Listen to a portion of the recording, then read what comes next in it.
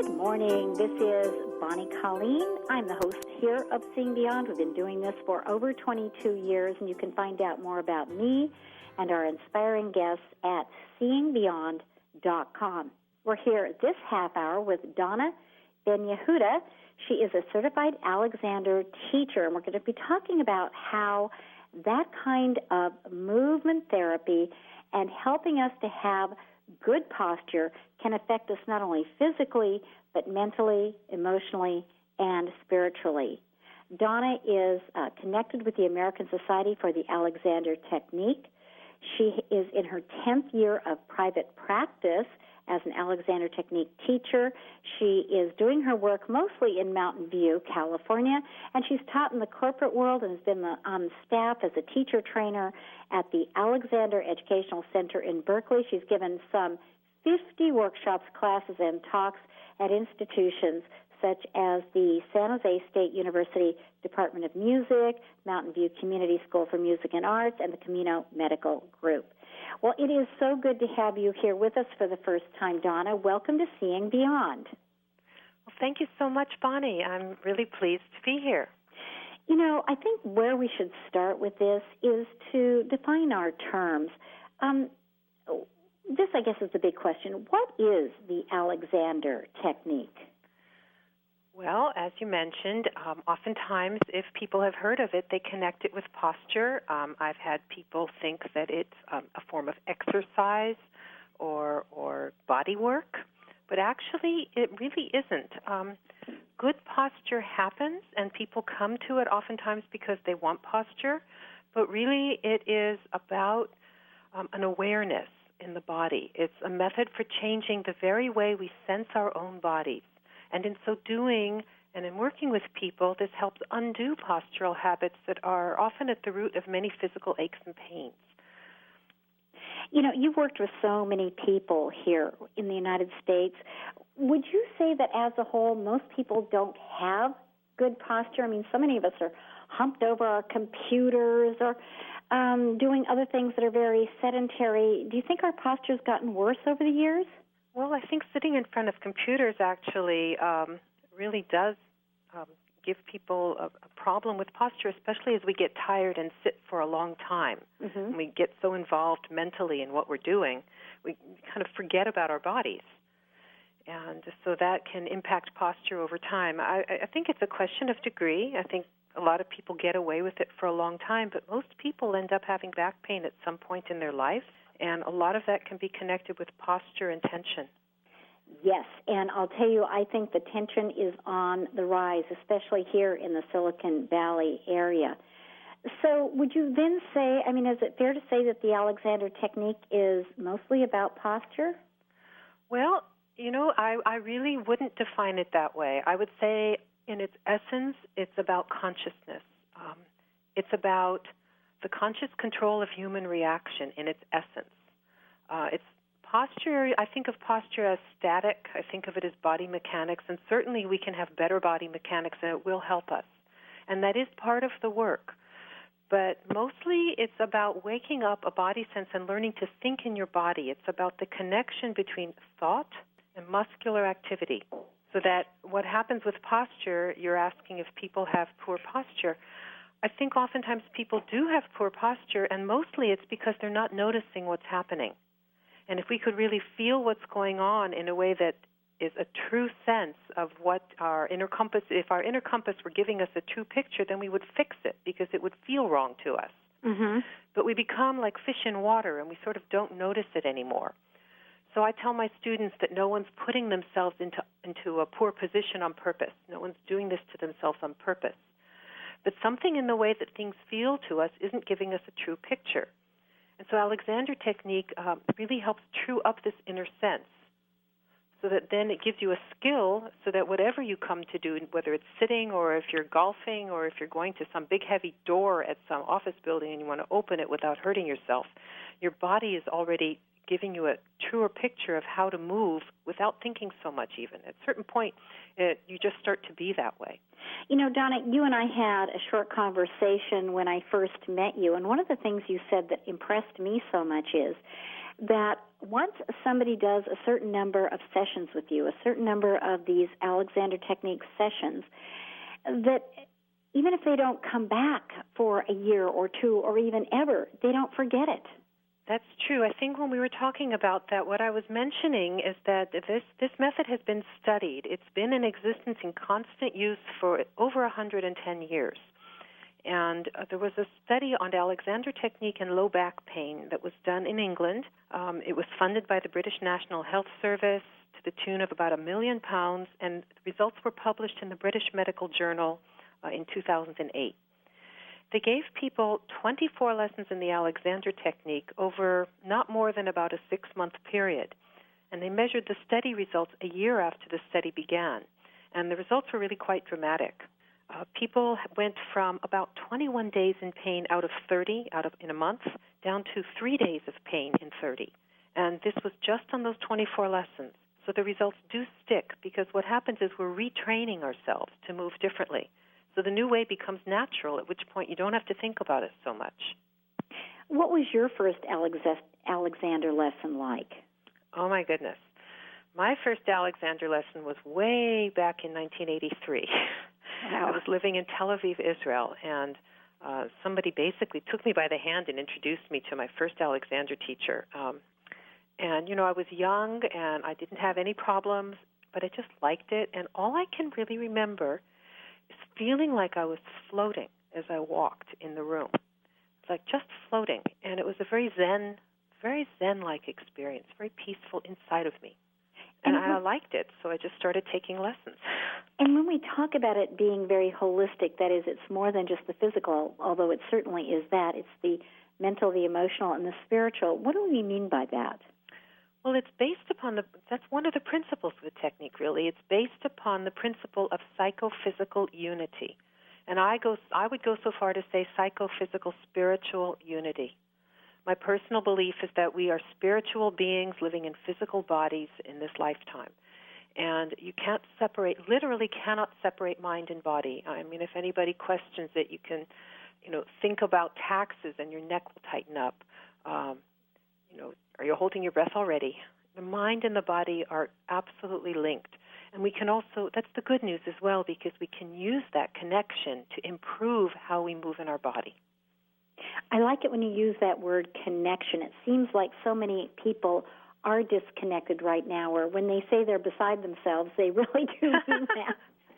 So talk about the connectiveness of all of this work that people do with you and how that translates out into their everyday life, whether they're taking the kids to the supermarket or being the CEO of some startup in Silicon Valley. Yeah, well, it really is connected in that way. One of the ways it's connected is in the work of the lesson. For instance, if I put my hand on someone, which I do in a lesson, it's very, very gentle, I'm literally creating a non-doing effect in my own hand as a teacher, which is something we're trained to do, that the body hears. So we know how we feel, how the quality of touch is if someone touches this. If they grab at us or if there's a gentle kind of communication, that's a physical connection. We can also think about it mentally. For instance, if you just sit there and I ask you to make a fist, you could just do that right now. And you could just tighten up your hand, and I could ask you to leave your fingers curled and just think about not tightening your hand. And you'll notice that your fingers probably released a bit. Mm-hmm. And then you can just, let your fingers uncurl. So if you're out, taking your kids to school and the kids are fighting in the back of the car and you feel yourself getting hot under the collar, you can take this and you can apply it and you can think to yourself. It's a whole process we use of just literally stopping, just pausing a moment inside yourself and taking a breath and releasing your neck. And with that, your thoughts. And it gives you a moment where you have freedom to choose your own reaction, your reaction in the body and your reaction in how you speak. So as I'm talking with you now, I'm also trying to apply this in myself, to pause and to let a breath and to speak. So it helps us to respond rather than to react. It helps us to be not so at the effect of everything that's going on outside of us.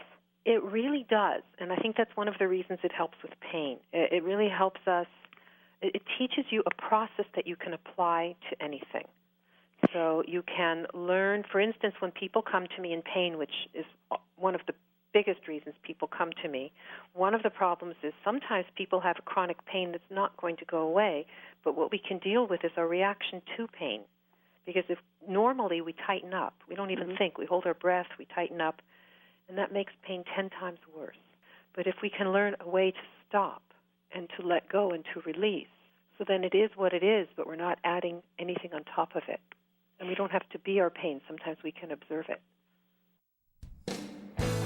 Welcome back. I am Bonnie Colleen. We're here with Donna Ben-Yehuda. She served as the American Society for the Alexander Technique media spokesperson from 2002 to 2009 and gave interviews for many publications, including one of my favorites, Oprah Magazine, Prevention, Arthritis Today, MS Focus, Elle, Glamour, Catholic Digest, and more. Donna has worked with people having problems ranging from back and neck pain, carpal tunnel syndrome, and repetitive stress injuries to things as serious as multiple sclerosis, fibromyalgia, and overall stress reduction for health. She often works with musicians, singers, and ballroom dancers. Again, her number in Mountain View, 650-964-4308. Well, Donna, let's talk about a very special encounter you had with a student recently and how the Alexander Technique made such an impact on her. You know, I had a wonderful experience with somebody. Actually, she had the wonderful experience, and I'm just blessed to have been the vehicle for it. That's how I feel.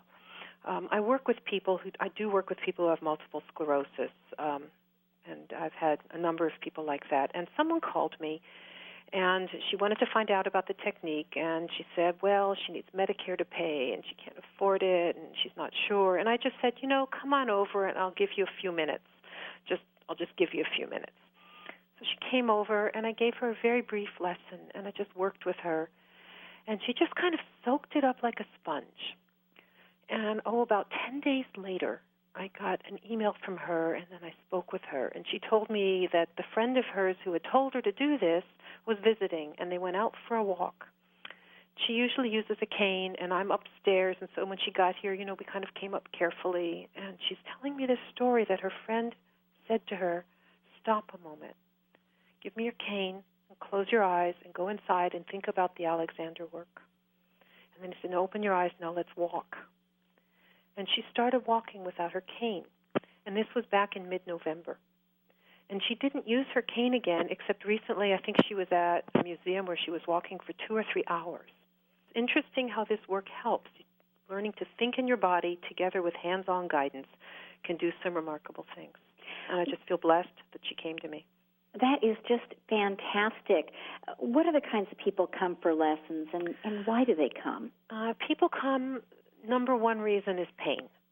Sometimes it's just to deal with pain itself, and sometimes it's because they have a problem that's giving them pain, and mostly low back pain, neck pain. It's a very typical reason that people would come. People come sometimes because they're having repetitive stress problems from using the mouse with too much tension or poor positioning. I had somebody come to me, this is one other miracle story, only this one was more typical. It took a little bit of time. Someone was dealing with a frozen shoulder and came to me for lessons, and he wasn't able to golf, which was a terrible disaster for him. Yeah. And he'd been dealing with this for about 16 months, and actually his doctor referred him. He said, just find an Alexander teacher, and he came. And after about 20 lessons, and we didn't actually really work on his shoulder, which is another kind of interesting principle about the holistic aspect of this.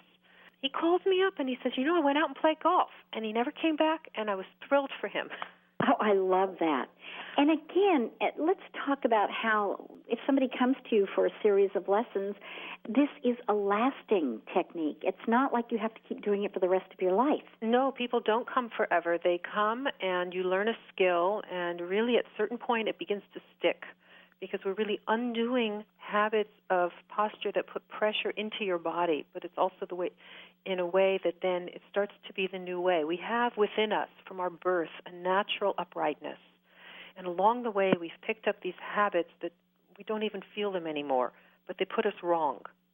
The phone rings and we scrunch our neck and we reach for the phone and we're kind of tight already, rather than being neutral and being able simply to flow. And so it's a way of undoing this, but it's already inside of us, and it can reemerge. So it's a very natural process.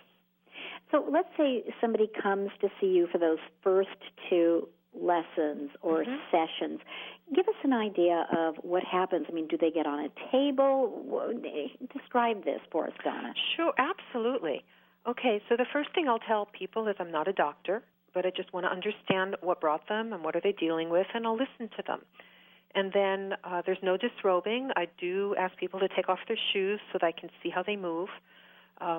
But I'll ask them just to sit up, to sit on a chair, stand up and walk, and I'll observe them. And I'll see how they move, and I'll look at how they carry themselves. And I may talk to them and tell them things that I see, demonstrate on even on myself. And then I'll see ways to undo it. And we start working very gently with some hands-on guidance, very simple things like sitting or standing, things we do every day, just to learn ways to think in our body and undo unnecessary tension or imbalances. So generally I work with people sitting in a chair, standing up. I do have people lay down on a table, and I give them a process they can use to take home with them, because this is really a skill for self-care. It's a skill for self-empowered healing. So the homework I'll give people will be to practice some of this at home, to lie down on a surface and think into your body the way I'll describe, and spend a few minutes like this every day. Now, you're an Alexander teacher. You've been doing this for many, many years. How does one become an Alexander teacher? It's kind of a long process. It's 3 years of training at an accredited institution. There's the American Society for Alexander Technique is the largest body of teachers in the United States, and they oversee training courses, and they recertify them periodically. So you would go to a training course, and you spend at least 3 years. That's a minimum. It's 1,600 hours of hands-on training at a minimum over a 3-year period at an accredited course. Well, and you say that even medical doctors, allopathic physicians, are recommending people to you. I have medical doctors who recommend this to people, yes. So they know that there is something going on that's beyond the physical, and that we can relearn, we can reteach ourselves. Well, it's both. It is physical, and it's mental, and it's in our spirit also, because we're thinking in our body also. What do you mean by that? That's fascinating. It's like I said, okay, if you would sit there, learning to leave your neck unlocked doesn't maybe look any different on the outside, but it has a completely different feeling inside. It's like you could look at your front door, and if it's locked or unlocked, somebody walking by wouldn't see any difference. Mm-hmm. When we contract into our joints, we're tightening in, we're compressing in. We can learn a way of thinking in our body to let that release. The same way I suggested if you make a fist. I don't know if you tried it, but just try it. Mm-hmm. Or you can even think of gripping your neck really tightly. I just did it while I talked. And then you can just stop and think of not tightening. And you'll notice a change.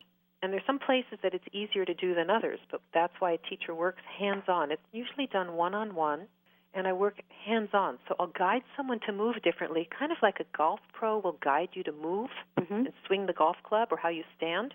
Because if they just told you, you might not do it properly. But if they show you and they actually move with you, you get the feel of it. Right. So if I guide people to move in better ways that are more efficient, that are more in accord with the design of the body, then you start to learn how to do that for yourself. And the process that I teach is a way of thinking to yourself differently so that you can then move differently. Because if I ask you to just stand up, you'll probably just stand up the way you always do, and you may not know how you do it.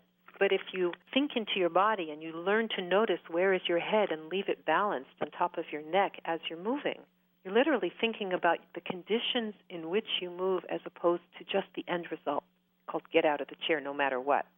Right. And I'm sure we can all relate to that one. Well, our guest, Donna Ben-Yehuda, is a certified Alexander teacher. She's in her 10th year of private practice. She has an office here in Mountain View, California. The number for that is 650-964-4308.